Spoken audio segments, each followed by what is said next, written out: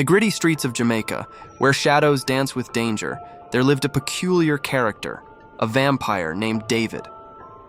Now, this wasn't your typical cape-wearing, coffin-sleeping vampire.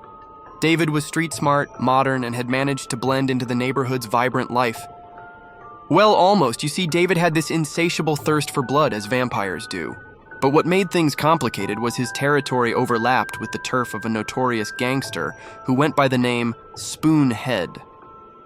Now, you might wonder about that name. Let's just say it had something to do with a rather unusual incident involving a spoon and leave it at that.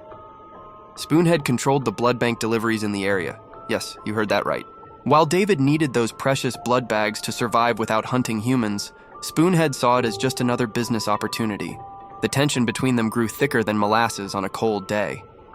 What started as subtle territorial disputes soon escalated into an all-out war. David would sabotage Spoonhead's operations, using his vampiric abilities to slip in and out like a shadow.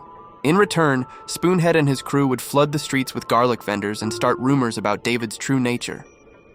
The neighborhood became a battleground of supernatural versus street power.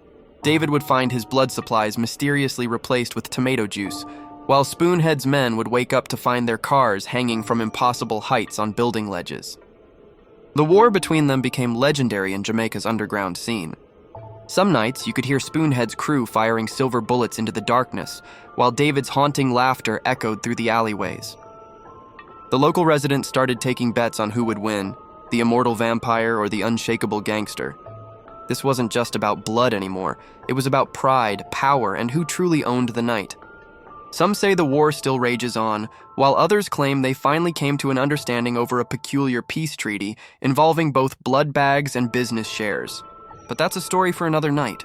What's certain is that in Jamaica, when the sun sets and shadows grow long, both vampires and gangsters know better than to underestimate their rivals, supernatural or otherwise.